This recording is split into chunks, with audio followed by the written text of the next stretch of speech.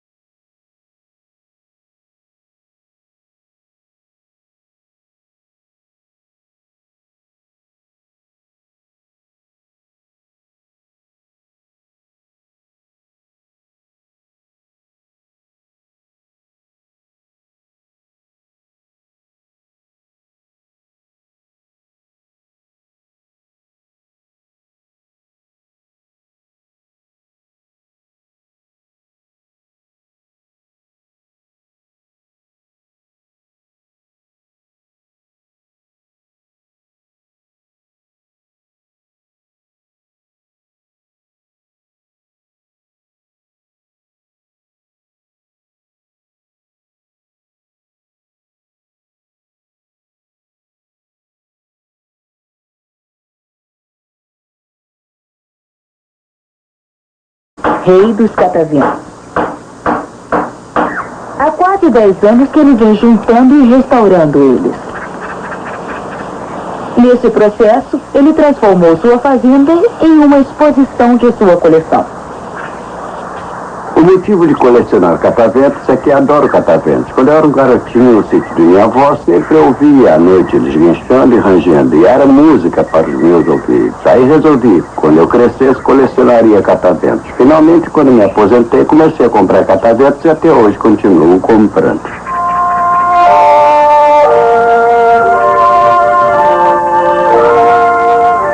Girando pela brisa acima dos campos onde Frank já trabalhou para fazer sua plantação, os cataventos representam um investimento de cerca de $50 mil.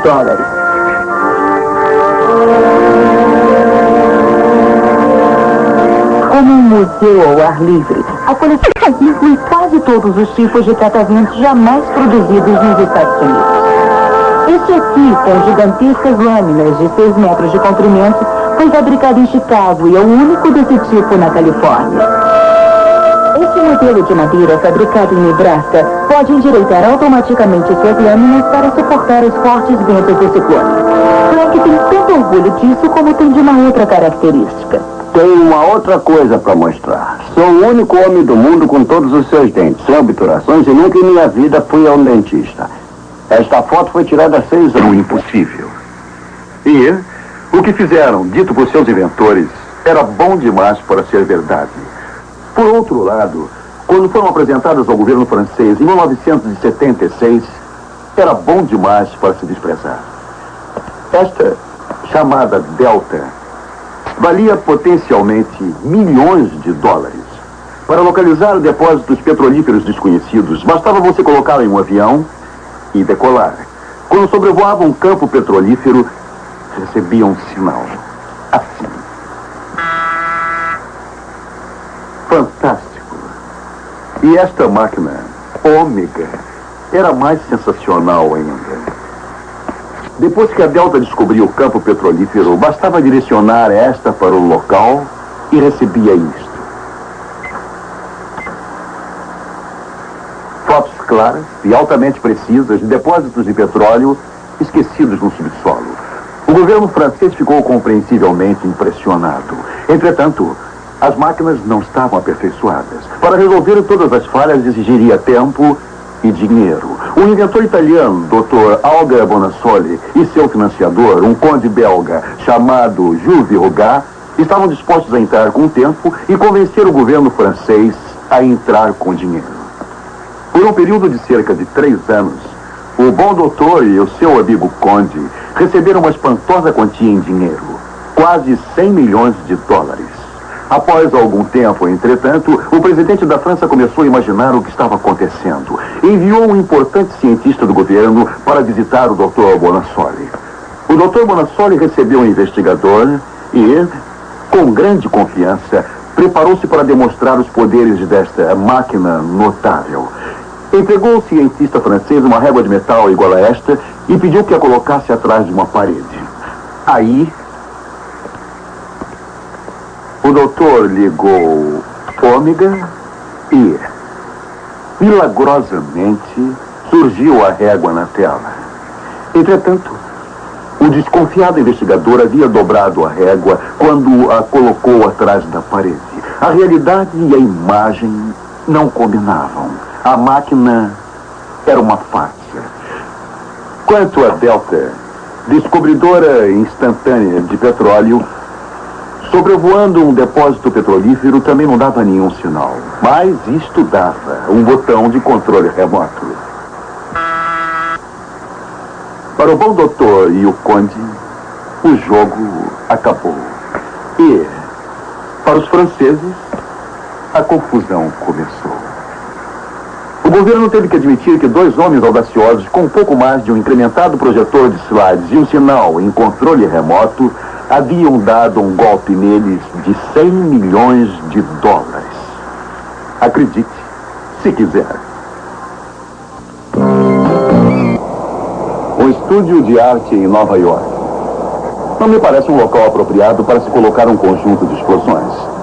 Mas para o famoso artista Dennis Oppenheim, é o local apropriado para planejá-las.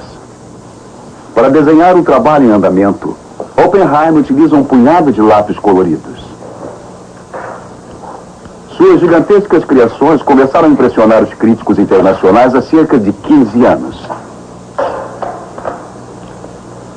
As múltiplas linhas definem o trajeto dos foguetes que farão parte integral de uma nova escultura que ele chama de Fórmula Composta. A nova obra será instalada no campus da Universidade do Estado de Nova York, em Potsdam. Após 4 meses de trabalho, montando suportes de aço de 30 metros de fiação, a obra toma sua forma final. Falta apenas um elemento: os foguetes, para completar a visão de Oppenheim. Sob sua direção, centenas de foguetes interligados são presos às várias superfícies de estrutura de metal. Aqui. Está bem, nós vamos colocar estes nestas posições aqui. Disparam nesta direção no sentido de vocês.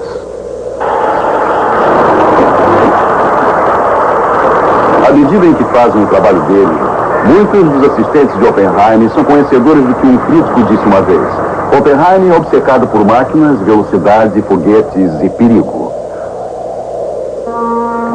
Oppenheim não nega isso. Para ele, a escultura é uma máquina gigante projetada para desenhar imagens no céu com fogo.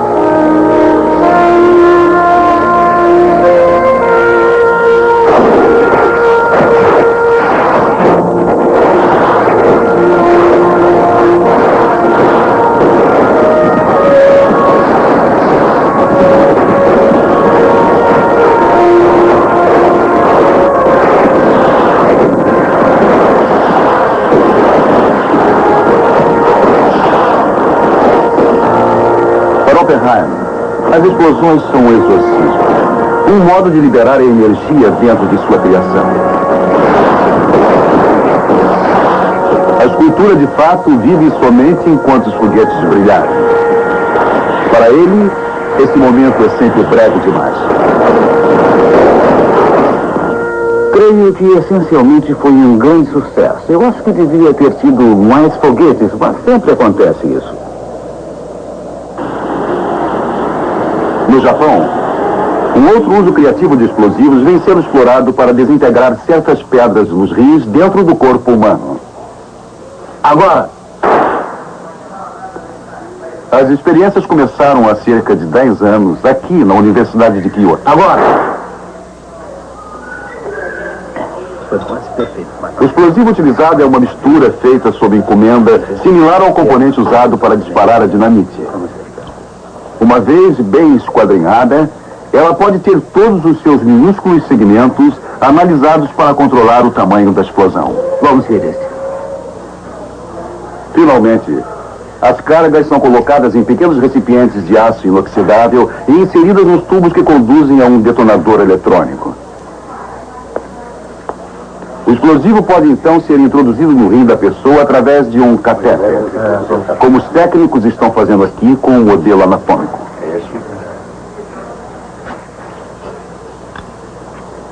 Ao aprender como posicionar o explosivo, os pesquisadores desenvolvem técnicas que darão aos cirurgiões meios relativamente indolores para se remover cálculos renais no interior dos rins. Tais cálculos podem ser do tamanho de uma bola de golfe. Ao quebrar o cálculo em minúsculos fragmentos, entretanto, estes podem sair facilmente do corpo.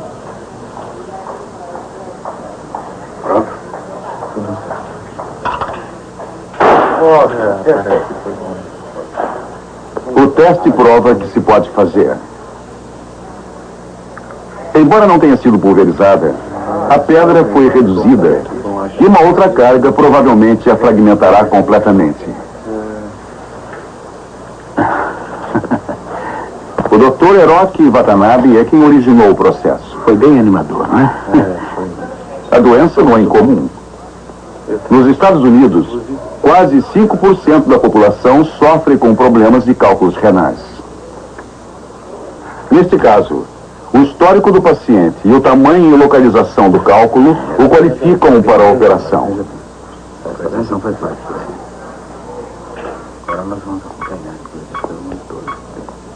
Para a execução do método, um tubo de fibra ótica é primeiramente colocado dentro do rim. O cálculo pode agora ser visto nos monitores pelos técnicos e enfermeiros. O cirurgião tem uma visão direta, de modo que pode posicionar a carga para o máximo de impacto sem danificar os tecidos ao redor. Tudo pronto agora, né? Aí, está bom? Isso. Ótimo. 1, 2, 3. Ainda não foi. Após a primeira explosão, a pedra continua intacta. Vamos tentar mais uma vez? Mas já surgiu uma rachadura. O cirurgião decide disparar outra carga diretamente contra a rachadura e prepara outra explosão. Vamos lá? 1, 2, 3, 4, 5, 6. Agora sim. A pedra despedaçou-se. Agora os fragmentos serão eliminados e a dor também desaparecerá.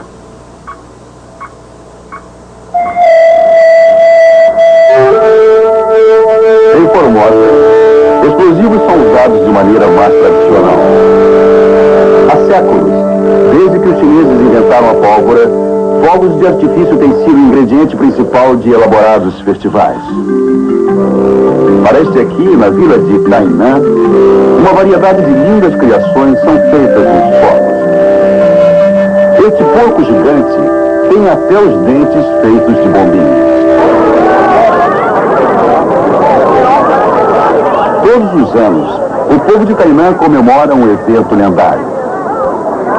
Há cerca de 300 anos, toda a região foi assolada por uma epidemia mortífera e que foi dissipada, eles creem, pela utilização de foguetes e bombas. Desde aquela época, eles continuam a dar graças ao seu deus, Guancong.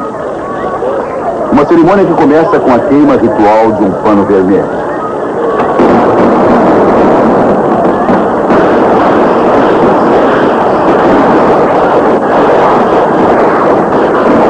Os moradores da vila chegam o mais perto possível das perigosas explosões. Eles creem que Guancong os recompensará com muita sorte.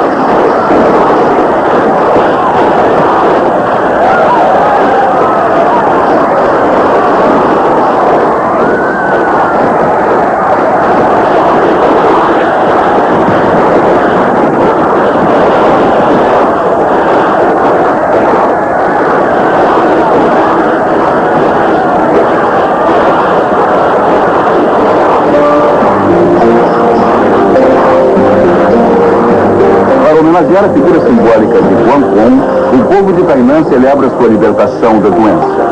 E eles fazem isso há 300 anos com fogos.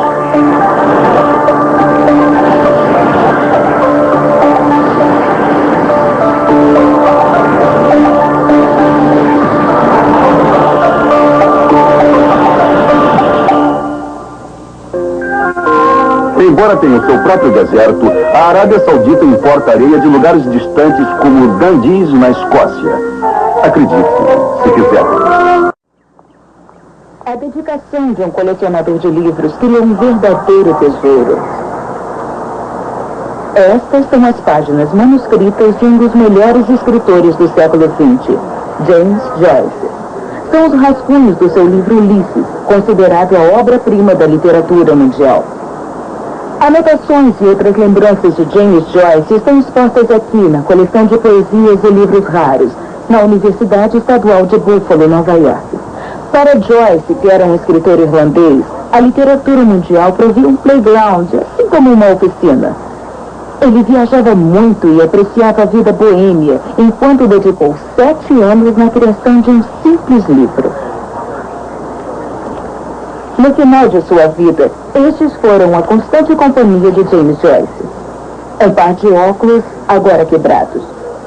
De lentes grossas e pesadas, mas tinham que ser. Sem elas, Joyce não via nada. Ele era quase cego. Mas para ele, as palavras eram como a tinta para um pintor. Para utilizá-las, ele tinha que vê-las. Não importava quão doloroso fosse o processo de escrever. À medida em que sua visão falhava, as palavras que ele escrevia cresciam de tamanho. até que apenas algumas ocupassem uma página inteira.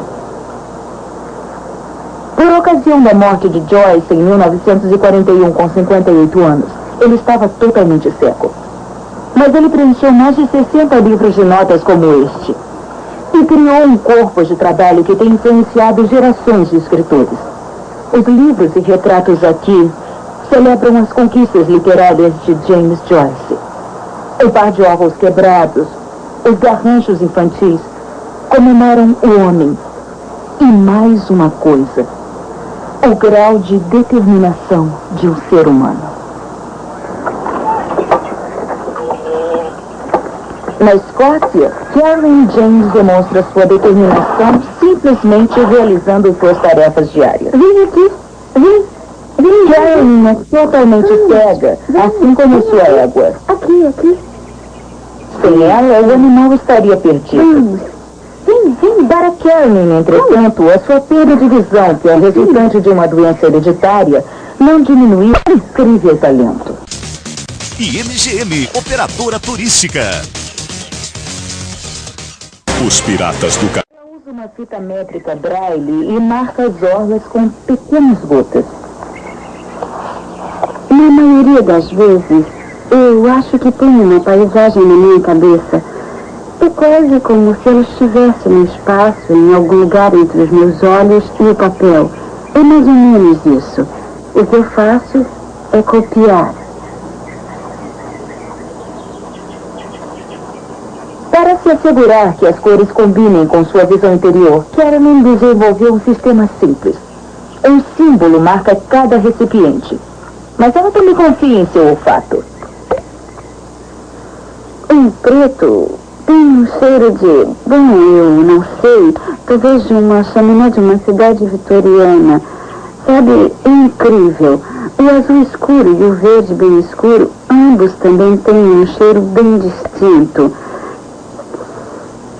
É uma cor revoltante, mas de fato parece ótima quando aplicada. E quanto ao rosa? Bom, eu vou usar 2 rosas juntos.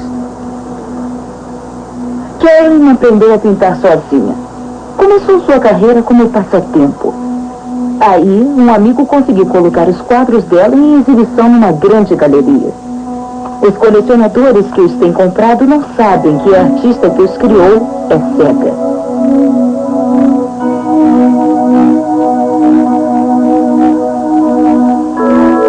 Ela diz que pinta o que ouve, traduzindo sons numa sutil combinação de toques de lápis e borrifas de aquarela cuidadosamente controlados.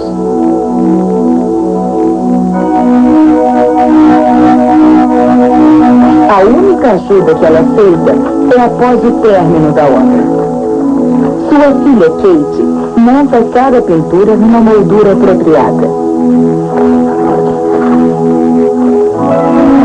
A obra é distinta, não porque a artista jamais pode ver o que pintou, e sim porque as pinturas captam o que é visto e muitas vezes não é apreciado. As suaves mudanças de luz e cor que definem as mudanças das estações.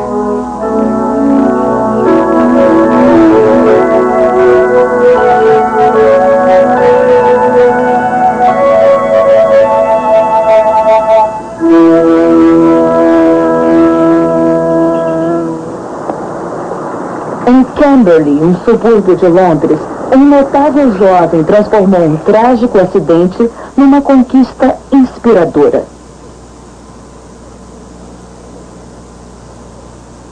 Seu nome é Peter Hall. Ele nasceu sem pernas e com os braços terminando abruptamente acima dos cotovelos. Ele tem 19 anos. A sua deficiência é de nascença, em virtude de sua mãe ter tomado talidomida, uma droga que era prescrita como tranquilizante. Peter, entretanto, está determinado não apenas a ser autossuficiente, mas a criar uma nova definição do que significa ser fisicamente capaz.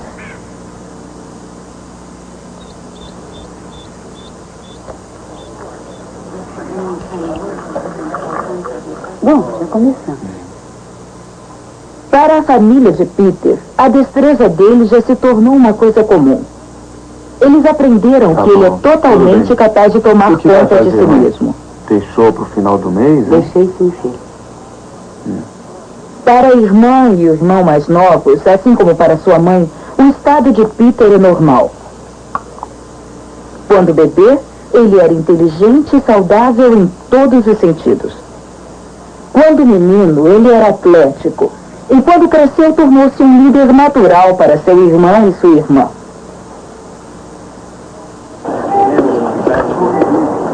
Agora, em seu primeiro ano na universidade, Peter ganhou o respeito dos seus colegas. A única ocasião que tem que pedir ajuda a eles é quando a falta de uma rampa se torna um obstáculo para sua cadeira de rodas.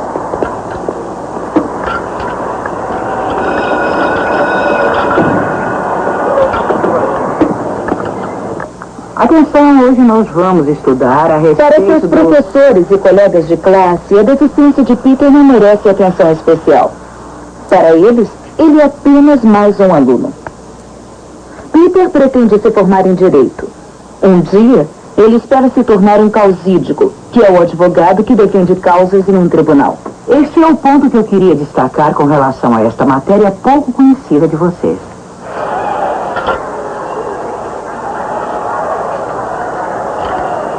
Peter aceita sua deficiência como deficiência em somente um aspecto de sua vida, nas competições de atletismo.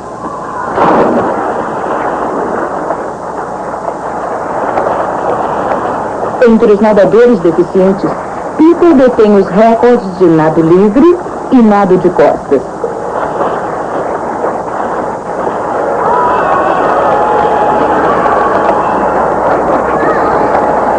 Para Peter, competir em tais eventos atende a duas finalidades.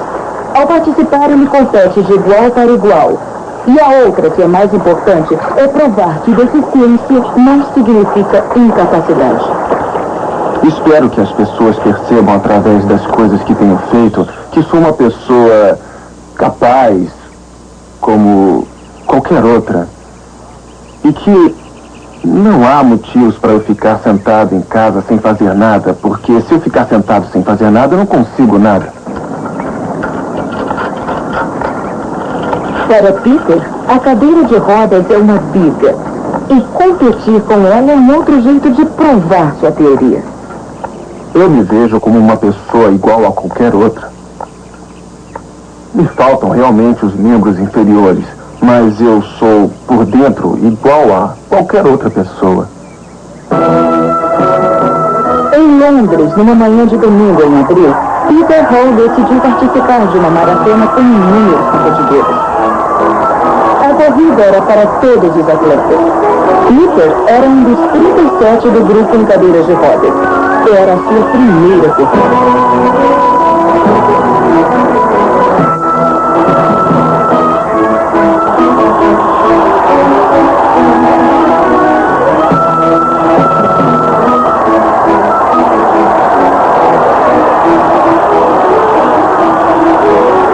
Roy não venceu, mas também não chegou em último lugar. Para seus amigos, a corrida foi um bom pretexto para uma comemoração no barzinho. Puxa, Peter, que legal, você foi ótimo, foi maravilhoso. Eu quero fazer um brinde ao Peter por ele também correr na maratona. Parabéns, Peter. Até falei, Peter. Obrigado. Obrigado.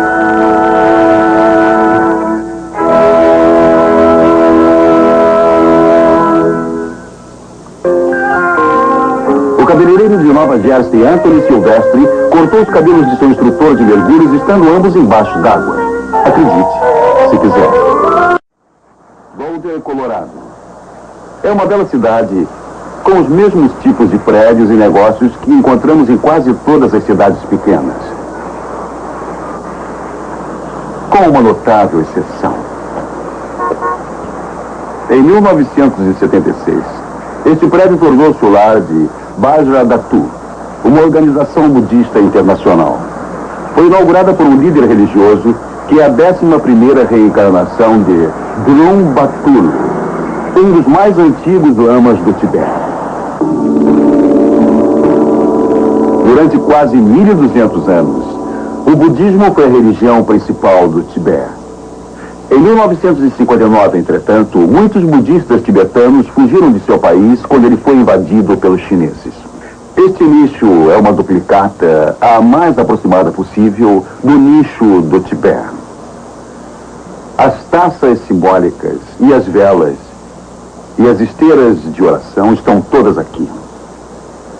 Para os estudantes que meditam aqui em busca do caminho do esclarecimento espiritual, segundo os ensinos do Grande Lama, isto é o mais próximo do Tibete que eles conseguirão chegar. Mas, para eles, o Tibete existe aqui, neste recinto, e nas mentes daqueles que o frequentam. O som deste instrumento tibetano é tanto uma chamada meditação, quanto eco de sua terra distante e também tão misteriosa.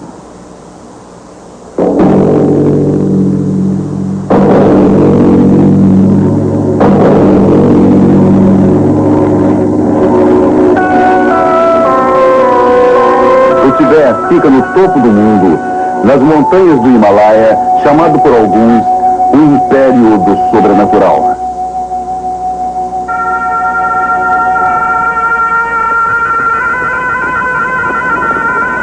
Para o povo destas montanhas, o bem ou o mal não são ideias abstratas, mas espíritos ativos.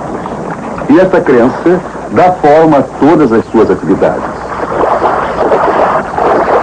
Uma vez por ano, os peregrinos viajam aos mosteiros para ver espíritos simbólicos lutar e dançar.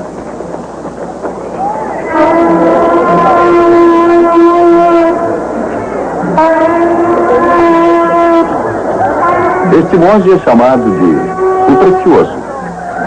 Adorado como a encarnação terrestre de Buda, ele deve estar presente quando os demônios foram soltos.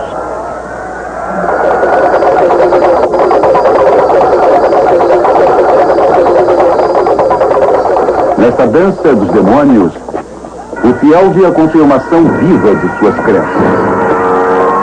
O mundo está infestado de espíritos maus, liderados por Yala, Senhor da Morte.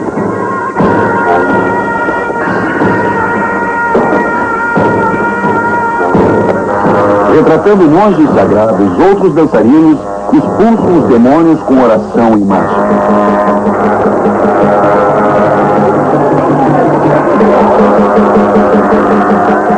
Hoje, pelo menos, o bem sai vitorioso. Para celebrar o triunfo, uma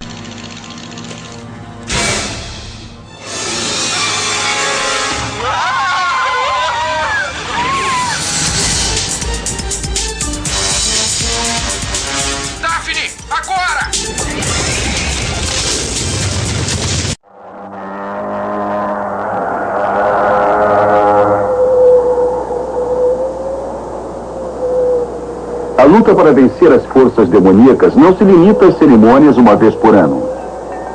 É uma luta diária, requerendo sempre a eficiente atenção dos especialistas. Aqui, espera-se que um médico cure com um remédio espiritual. Ele tem que estar totalmente familiarizado com os 1069 espíritos malignos que os tibetanos acreditam causar 473 formas de doenças.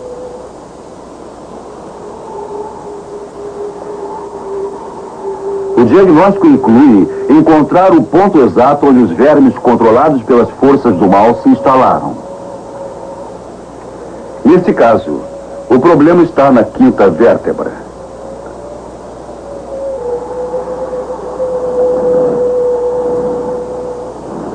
Em virtude das orações e dos chás especiais terem fracassado, o médico tem que recorrer agora ao seu tratamento mais forte: secar pelo calor.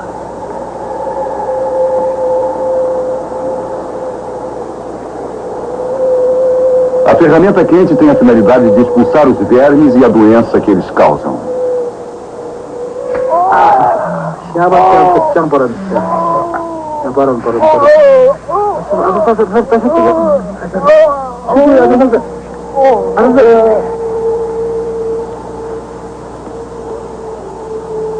Embora aplicado na carne, espera-se que o tratamento funcione porque foi dirigido aos espíritos.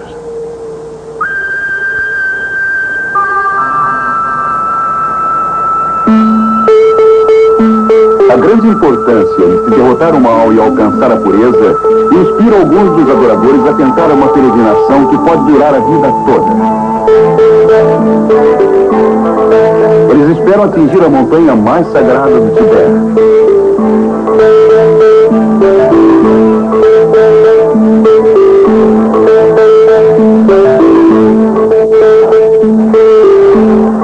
Os viajantes devotos incluem tanto budistas como hindus, como Manindra Paul. Ele caminhou metade do continente para chegar aqui, apesar de ter que usar muletas. Pouco além do lago Manassaroa, o Lago do Coração, está o objetivo da peregrinação sagrada, o Monte Kyloss. Os hindus acreditam que um grande Deus mora aqui. Para os budistas, ele marca o centro do universo.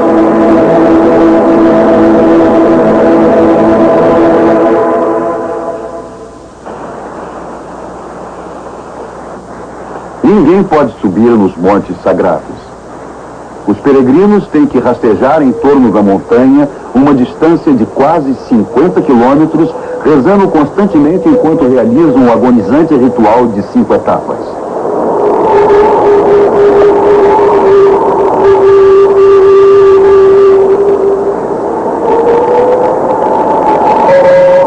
Alguns circulam a montanha dúzias de vezes, uma sofrida devoção de 1.500 quilômetros.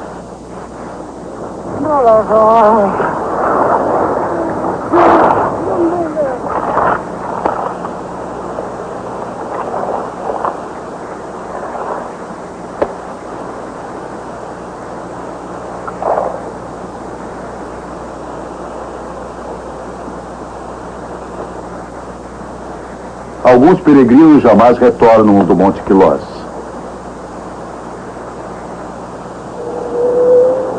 Monumentos e pedras homenageiam aqueles que morreram antes de terminar sua adoração. Seus corpos desmembrados são deixados para as águias e os abutres, uma prática chamada enterro no céu.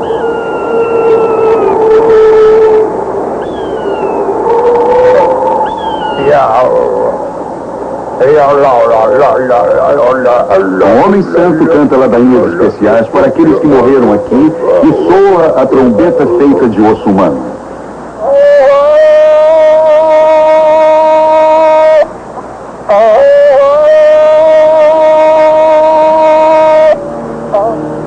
Um costume simples, mas dramático, afirma os vínculos entre os vivos e os mortos. Roupas são espalhadas entre os restos para que os espíritos dos mortos não sofram com o frio.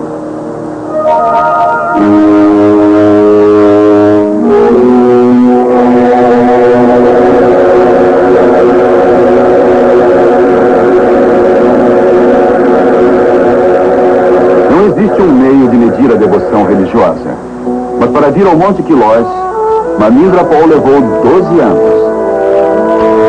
A volta para casa consumirá mais 12. Um quarto de século dedicado a uma simples peregrinação prova a incrível força dos espíritos do Tibete. O inventor do alfinete de segurança, um dos inventos de maior sucesso no mundo, vendeu sua ideia por apenas $400. Acredite, se quiser.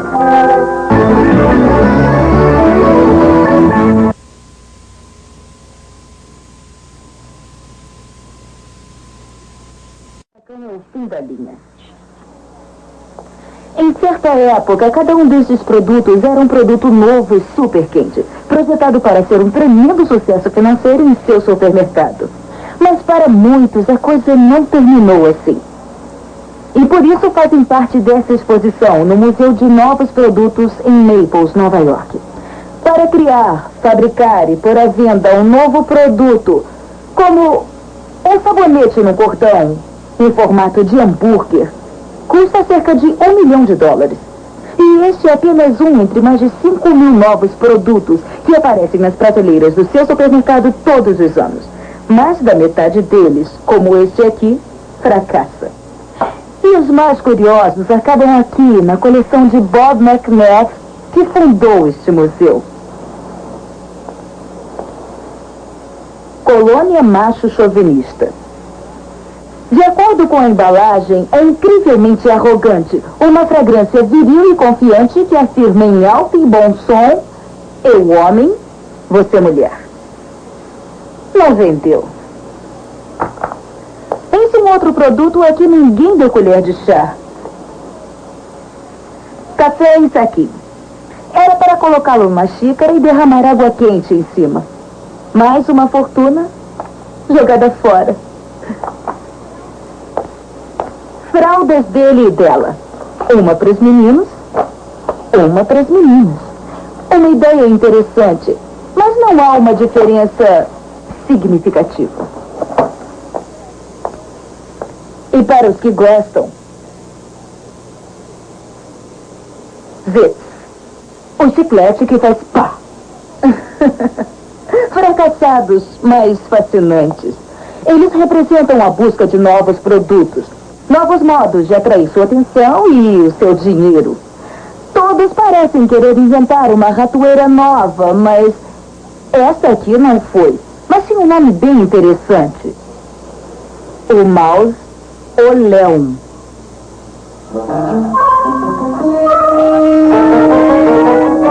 Através da história, desenvolver novos produtos sempre implicou em alguns riscos.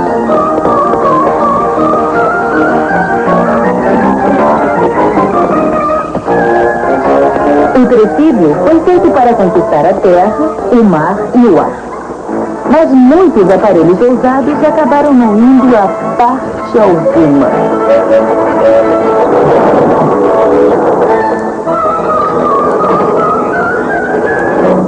A motocicleta monoroda abriu um caminho que poucos aceitaram seguir.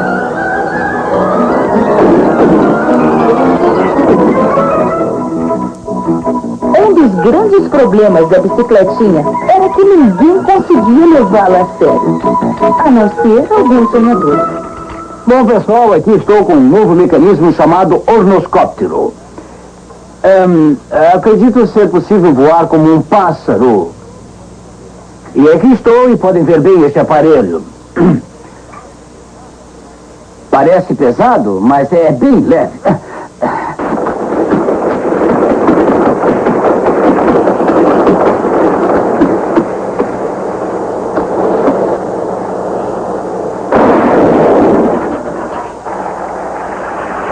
Os pioneiros tiveram menos fracassos que os das primeiras tentativas de voos livres pelo homem.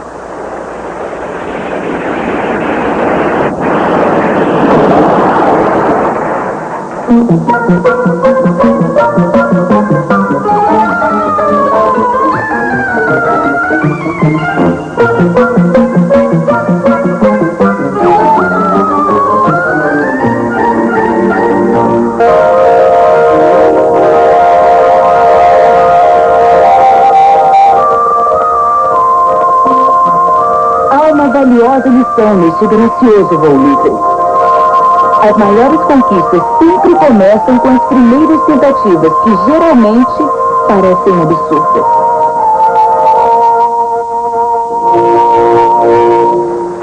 Para demonstrar seu novo capacete para futebol, este inventor suportou o ridículo e muito mais.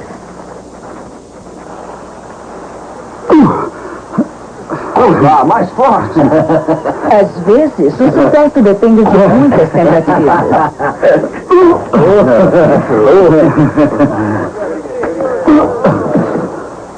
Este é um salva-vidas autolançável para salvar vidas no mar. E estamos prontos para testá-lo, senhores.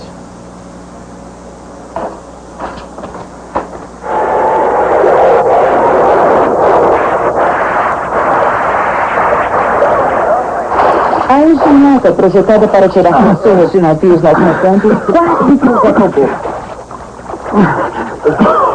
Estamos experimentando. Esperamos na próxima fazer um pouco melhor. Tomara que esteja certo.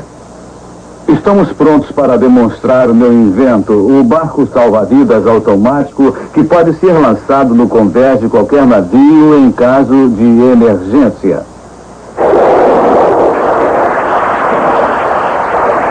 Embora tenha começado em quase um desastre, o salva-vidas autolançável era uma ideia que finalmente deu certo.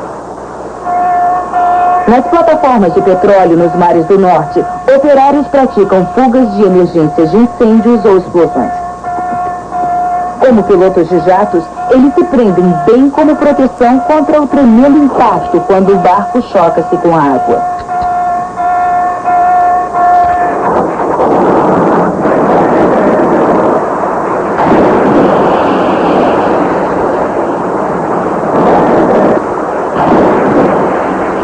Os barcos são agora equipamento padrão em muitas plataformas submarinas e petroleiros. O sonho de inventor transformou-se num clássico salva-vidas. Para um homem chamado Arthur Fleck, considerações práticas não têm importância. Seu estúdio em San Diego, Califórnia, é cheio de engenhocas que ele criou nada mais, nada menos do que como obras de arte.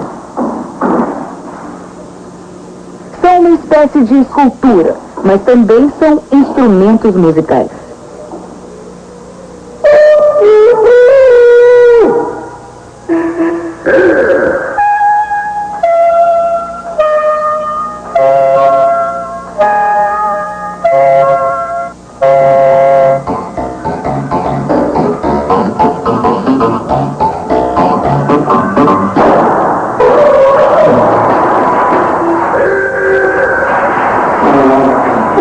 Aperfeiçoadas no estudo, criações como Beat Móvel excursionam, onde são entusiasticamente recebidas tanto como diversão como arte séria.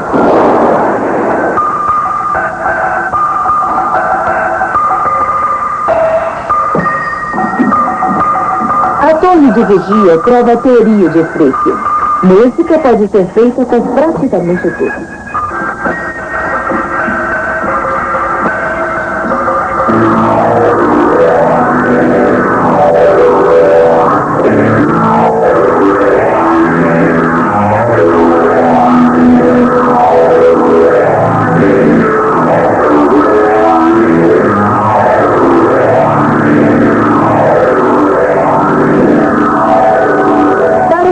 De Arthur Fleck, podemos encontrar música mesmo no caos familiar dos sons domésticos comuns.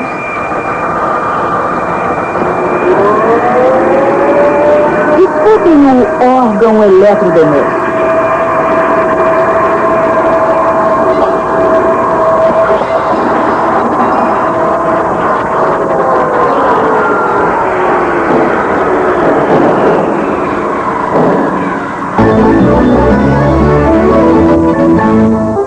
As bibliotecas são templos de uma prática que no Brasil ainda meio esquecida no mundo. Talvez porque ser rei não é mais como costumava ser.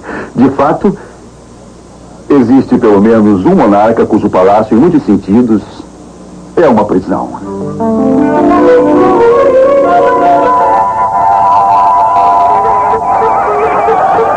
Para seus súditos, o rei de Rei Buba é quase um objeto sagrado. Assim que assume o seu trono hereditário no território da África Ocidental, ele é destinado a ser venerado, mas somente é venerado à distância.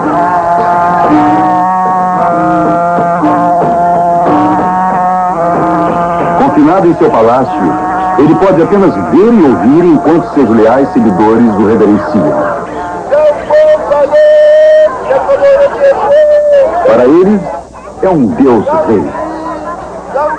Servido por inúmeras esposas e escravos solícitos, ele tem que permanecer prisioneiro a fim de comandar com respeito e permanecer no poder.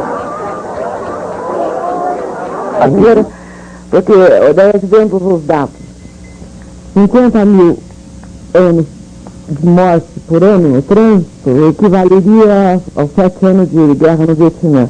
Então nós estamos enfrentando uma verdadeira guerra mesmo.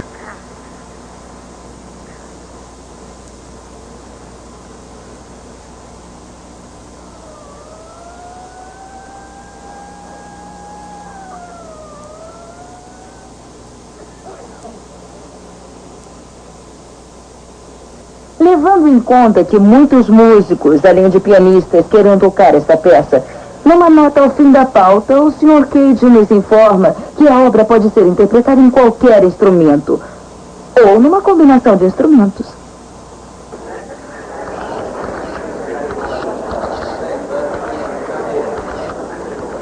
Alguns artistas até mesmo vendem seus instrumentos. Em vez de tocar em música ou de pintar, a arte deles é viver por um período pré-fixado de uma forma extraordinária. No estúdio de Nova York, os artistas Linda Montano e Tai-Shin Chai estão perto do final de um período desses.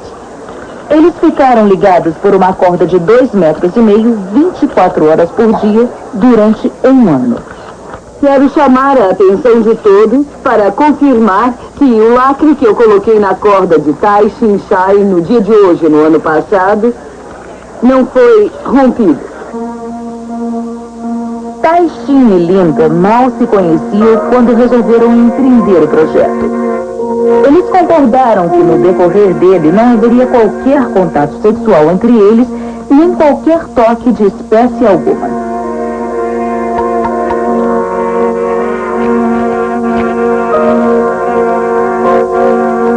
Viver dessa maneira é uma variação de uma forma criativa chamada de arte de desempenho.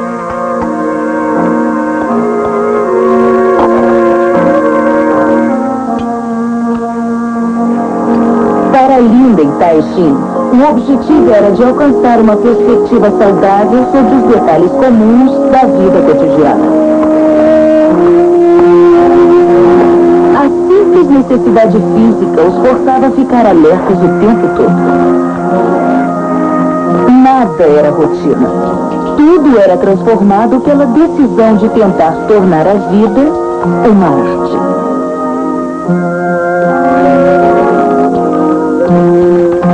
A intimidade era impossível, e no decorrer de um ano o conflito foi inevitável.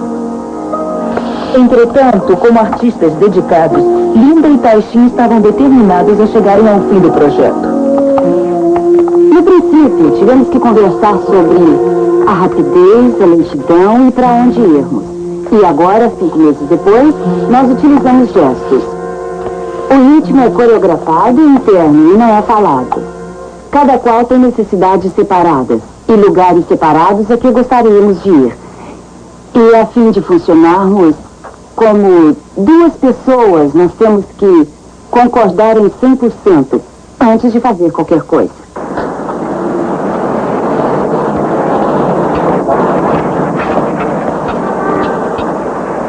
Para Tai-Shin, que concebeu o projeto, os problemas da estranha vida deles juntos em nada eram diferentes daqueles que precisam ser superados ao se criar qualquer peça de arte.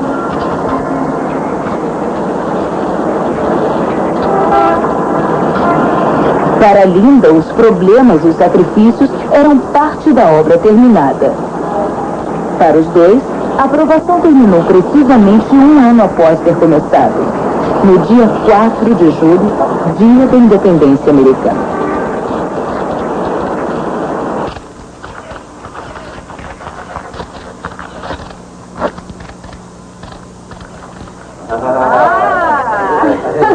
Que ótimo!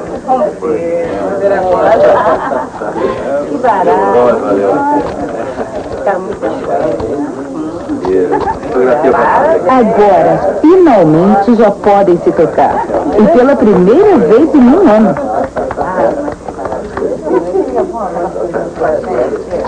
Linda e Tai-Shin estão livres para voltarem às suas vidas individuais e separadas. No futuro, porém, haverá outros projetos. Para o próximo desempenho de um ano, Tai-Shin anuncia que ele não terá absolutamente qualquer coisa com a arte.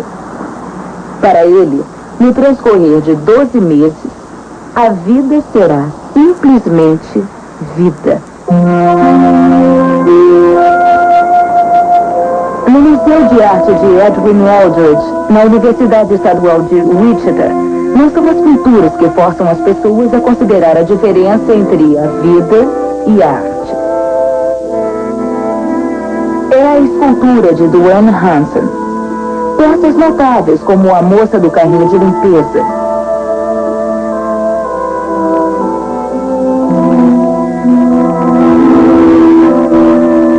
Criações como O Homem do Carrinho de Carga são feitas com tal perfeição que me parece que somente a imobilidade completa delas as torna distintas das pessoas feitas de carne e osso.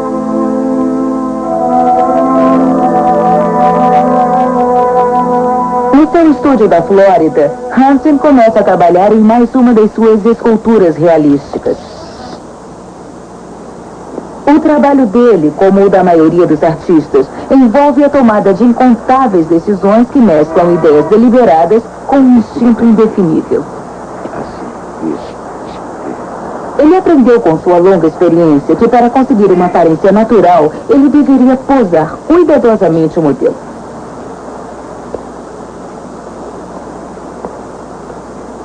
Uma vez escolhida a pose, Hansen já pode começar a misturar o material que utilizará para fazer o molde do modelo.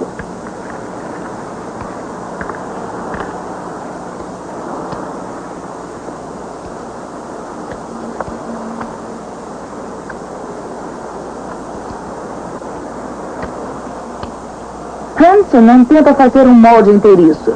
Em vez disso, ele faz 6 seções distintas. Mais tarde, as seções serão utilizadas para dar forma ao plástico e fibra de vidro que compõem a escultura completa. Saiu inteiro? No começo, Hansen só conseguia que os amigos posassem. Agora que ele se tornou famoso, já é capaz de conseguir a cooperação de outros apesar da aprovação. Cada sessão leva mais ou menos 45 minutos para secar. Isso, agora vamos tirar. Puxa um pouco para frente, assim. Pronto. Eu senti uma sensação de transformação da vida em arte já começou.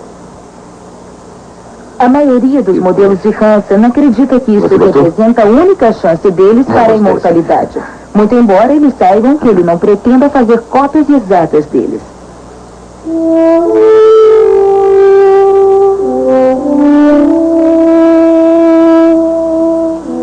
Hansen vai colocar seus sentimentos na escultura pintada e acabada com mudanças sutis de cores, composições e outros detalhes.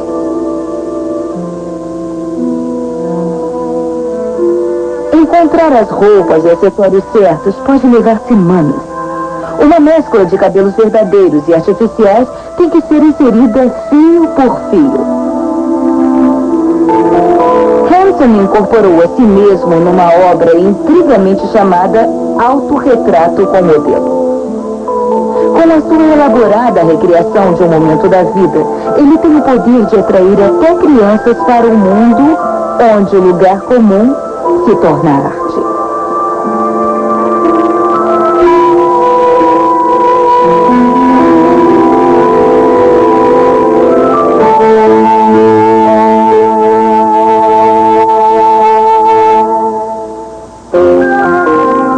O artista abstrato Nick Gisele Paul transforma objetos em obra de arte disparando com espingarda neles. Acredite, se quiser, que regessem o que os pilotos pudessem ou não fazer. Esta é uma cópia dos regulamentos editada pelo governo dos Estados Unidos em 1920. Todo piloto era obrigado a lê-los e até mesmo memorizá-los. A regra número 1 era de fundamental importância. Não leve a máquina para o ar, a menos que esteja convencido de que ela vai voar. Básico, porém vital. Uma outra, de número 6, poderia salvar a vida do piloto. Os pilotos devem levar lenços numa posição acessível para limpar os óculos. E esta outra também poderia ser um salva-vidas. Se você vir uma outra máquina perto da sua, saia da frente. Essas espécies de regras eram necessárias, então, quando a aviação ainda estava no início e cada voo era uma aventura.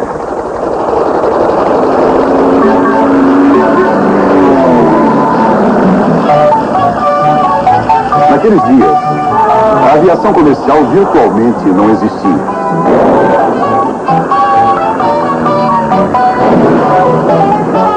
Para pilotos destruidores de celeiros, o céu era um parque de diversões.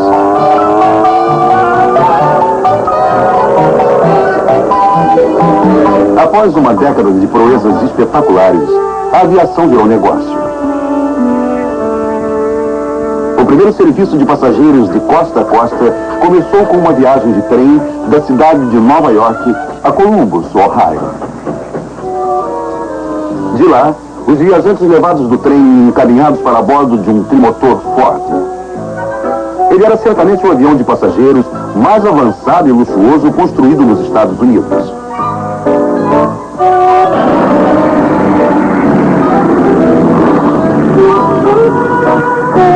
Os aviões voavam somente durante os horários diurnos e todos os passageiros recebiam tratamento de primeira classe.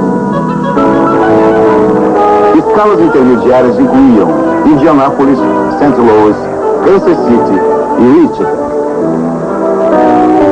Mas os passageiros ainda estavam a uma longa distância da Califórnia. Depois de ser reabastecido, o avião desembarcava a seguir na cidadezinha de Winoka, em Oklahoma.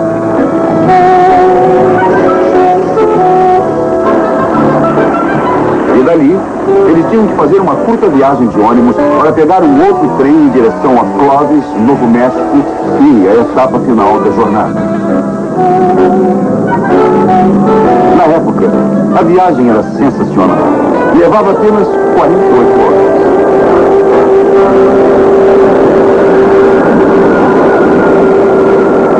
Hoje, um voo de costa a costa pode levar menos de 5 horas e em aeroportos de todo o mundo, um avião aterrissa ou decola a cada segundo de cada minuto. A despeito das manchetes que os acidentes aéreos criam, a viagem por ar é uma das formas mais seguras de transporte.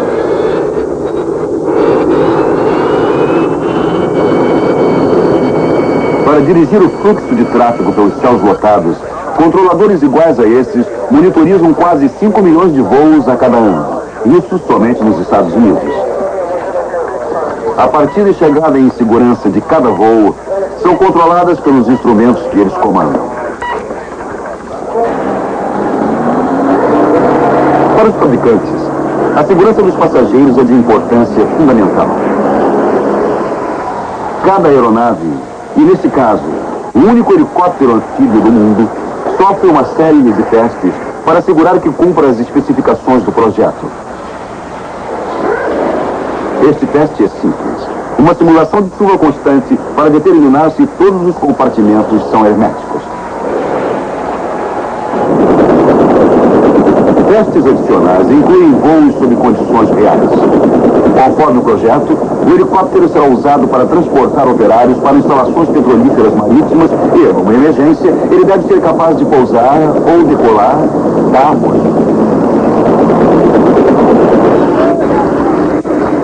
Alguns testes exigem ingredientes incomuns. Uma ave congelada é um elemento vital nessa pesquisa em particular. Uma vez carregada no que parece ser um canhão, os cientistas o utilizam para imitar o efeito de uma colisão em pleno ar a alta velocidade entre uma ave e um motor a jato. A força de impacto é tremenda, mas o motor falha no teste.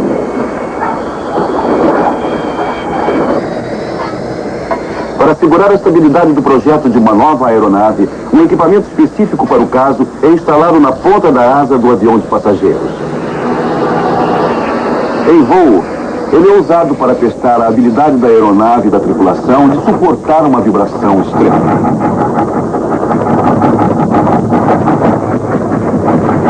A turbulência artificial gerada pelo dispositivo é maior do que qualquer uma que possa ser normalmente encontrada em voos comuns.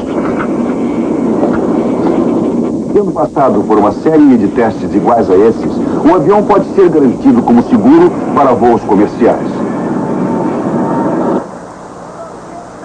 O projeto estrutural das aeronaves modernas os tornam máquinas eficientes que também protegem aqueles que viajam em seu bordo.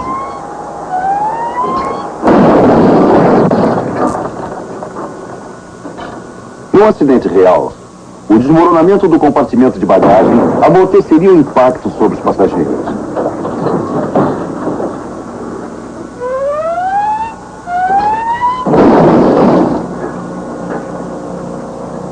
Uma explosão em escala total controlada demonstra o efeito do amortecimento.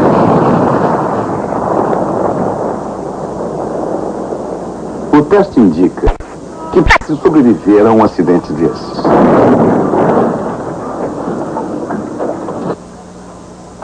Para os passageiros, representados aí por bonecos monitorizados eletronicamente, simples cintos de segurança são talvez um dos únicos dispositivos de segurança que eles eventualmente teriam de utilizar. Neste teste, porém, um trançado elaborado é utilizado para demonstrar um simples fato de sobrevivência. Um trenó simula o impacto. O corpo humano pode suportar até 35 vezes a força da gravidade, preso por cintos e correndo para trás, em vez de ser ao contrário.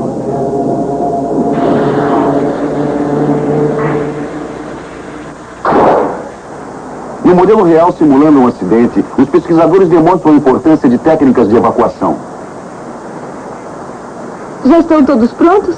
Quando entrarmos nesse simulador, vão estar usando óculos contra fumaça. Linda vai distribuir os protetores para vocês quando forem passando por esse lado aqui do prédio. Os óculos vão obscurecer a visão, reproduzindo o efeito da fumaça. Eu gostaria que pusessem os óculos agora.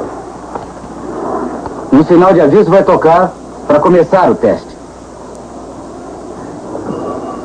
Agora todos devem soltar os cintos, levantar e sair organizadamente. Os passageiros têm apenas 90 segundos para escapar, antes que os tanques de combustível explodam, criando um inferno. Você. Os passageiros precisam saber exatamente onde estão as saídas. Precisam também seguir instantaneamente as instruções de atendentes de voo treinados. Só então, eles serão capazes de deslizar para a segurança.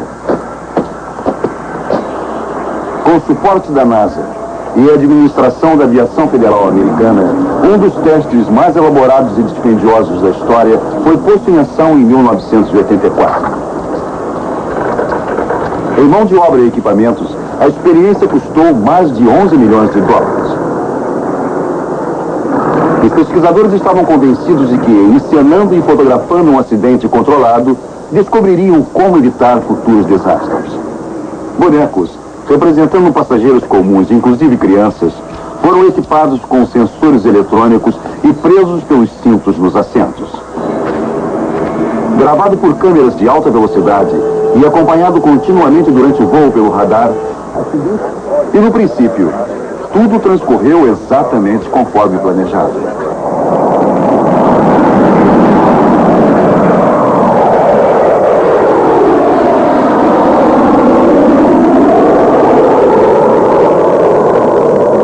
O voo foi projetado para testar duas coisas: proteger passageiros e tripulação contra quedas e o uso de um aditivo do combustível formulado para evitar explosões. Para o êxito nas duas coisas, o piloto tinha que dirigir o avião para que ele atingisse os obstáculos especiais bem no ângulo e velocidade exatos. Para finais, o plano saiu errado.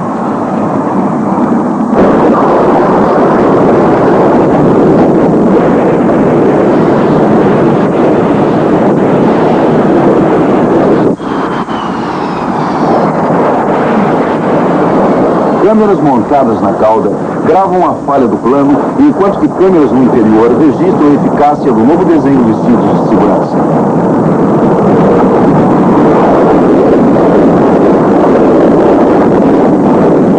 Embora o acidente não tenha saído exatamente conforme o plano, ele forneceu uma certa evidência de que os passageiros teriam sido protegidos pelo novo aditivo do combustível. As chamas da explosão inicial foram extintas dentro de 9 segundos.